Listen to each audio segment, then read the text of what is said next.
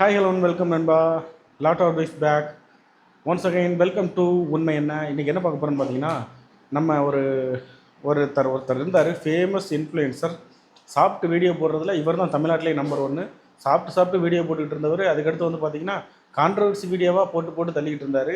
Already இவர் வந்து ஒரு ஆள் மேலே வந்து ஆக்சிடென்ட் பண்ணி அதிலேருந்து அந்த கேஸ்லேருந்து நழுவி ரொம்ப நாள் சுற்றிக்கிட்டு இருந்தாப்புல.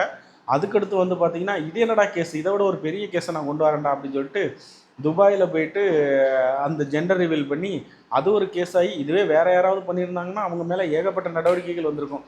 ஆனால் அது ஒரு கேஸ் ஆகியும் இவர் மேலே எந்த நடவடிக்கையும் இல்லாமல் இப்போ வரைக்கும் இவர் வந்து ஜாலியாக சுற்றிக்கிட்டு இருக்காப்புல. அந்த கேஸுன்னு வந்து என்னாச்சுன்னே தெரியாமல் போயிடுச்சு. அதுக்கடுத்து வந்து பார்த்திங்கன்னா, என்னடா இந்த கேஸ்லேயும் நம்ம வந்து கொஞ்சம் தான் பாப்புலராக இருக்கோம் அப்படின்னு நினச்ச இவர், அதுக்கடுத்து வந்து அந்த குழந்தையோட தொப்புள் கொடியை கட் பண்ணி, அதாவது அந்த ரிப்பன் கட் பண்ணுற மாதிரி தொப்புள் கொடி கட் பண்ணுற வீடியோ போட்டு அதுலேயும் ரொம்ப ஃபேமஸ் ஆகியிருந்தார். இவர் யாருன்னு பார்த்தீங்கன்னா நம்ம இர்ஃபான் அவர்கள். அவர் வந்து இப்போ என்ன செஞ்சுருக்காருன்னு பார்த்தீங்கன்னா, நிறைய ஒரு ஃபேமஸான இர்ஃபான் வந்து இப்போ வந்து என்னென்னா, அடுத்து ஒரு கான்ட்ரவர்சியில் சிக்கினா தானே கொஞ்சம் ஃபாலோவர்ஸ் கெயின் பண்ண முடியும் அப்படின்னு சொல்லிட்டு பிரியாணி போட்டார். இந்த பிரியாணி போட்டதில் என்ன செஞ்சாருன்னு பார்த்தீங்கன்னா, கம்மியான அவரை வந்து ரொம்ப தவறுலாம் சொல்லக்கூடாது, கம்மியான ரேட்டுக்கு பிரியாணி விற்றாருங்க இர்ஃபான் அவர்கள். ரொம்ப ஒரு 3800 என்னமோ தான் மொத்தத்திலே பிரியாணி. கம்மியான ரேட்டுங்க. கிட்டத்தட்ட வந்து பக்கெட் ஃபுல்லாக பிரியாணி தழும்பு இருந்திருக்கு. மட்டன் பீஸ் பார்த்தீங்கன்னா, பிரியாணி பக்கெட்டில் வந்து 3/4 மட்டன் பீஸ் தான் இருந்திருக்கு. இதெல்லாம் வந்து மக்கள் வந்து புரிஞ்சுக்கணும். ஓகேவா? 3/4 பக்கெட்டில் வந்து மட்டன் பீசஸ் வச்சு இது வரைக்கும் எந்த கடையிலையாவது நீங்கள் மட்டன் பிரியாணி சாப்பிட்ருப்பீங்களா? இர்ஃபான் அவர்கள் தன்னோட ஃபாலோவர்ஸ்க்காக அதை பண்ணார். ஆனால் இர்ஃபான் மேலேயே வந்து நிறைய பேர் குறை சொன்னாங்க, தெரியுமா உங்களுக்கு? பாவங்க, அவர் அதில் கொதிச்சு போயிட்டு அடுத்து பார்ட் 2 பண்ண போகிறேன்னு சொல்லியிருக்காரு. அதுதான் இப்போ நான் வந்து பார்ட் 1 பார்த்துட்டு சரி வேண்டாம் வீடியோ போட வேண்டாம்னு விட்டுட்டேன். அவர் பார்ட் 2 பண்ண போகிறேன்னு தைரியமாக சொன்னதுனால தான் இந்த வீடியோ போட்டிருக்கேன். அதாவது ஆல்ரெடி இவர் போட்ட வீடியோவில் 1க்கு 1.5 நான் கறி போடுறேன் அப்படின்னு இருந்தார்.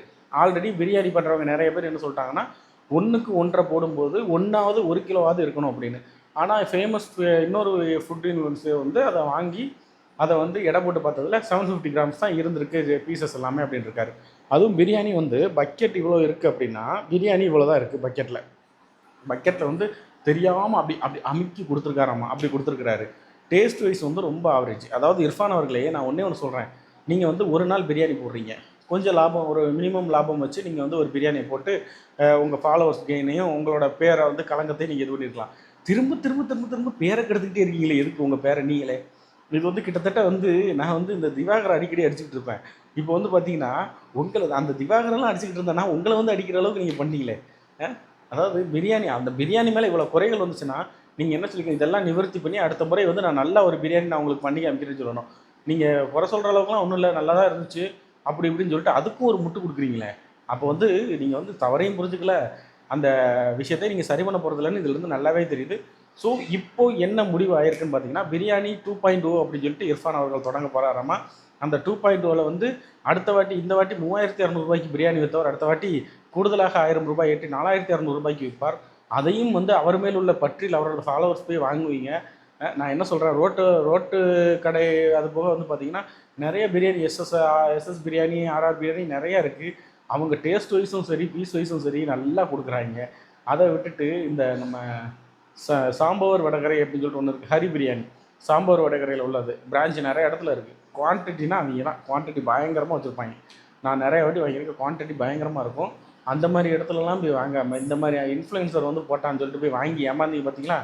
உண்மையிலேயே உங்களை எல்லாரையும் கோமாளி ஆகிட்டு அந்த ஆள் நல்லா சம்பாதிச்சுட்டு போயிட்டான். ஒரு நாள்லேயே 6 லட்ச ரூபா 7 லட்ச ரூபாய்க்கு மேலே சம்பாதிச்சிருப்பான். ஓகே நண்பர்களே, இர்ஃபான் வீஸை குறித்து உங்களது கருத்துக்கள் என்ன அப்படிங்கிறத மறக்காமல் கமெண்ட்டில் சொல்லிடுங்க. அடுத்த வீடியோவில் சந்திக்கும் வரை உங்களிடம் இந்த விடைபெறுவது உங்கள் உண்மை என்ன. நன்றி.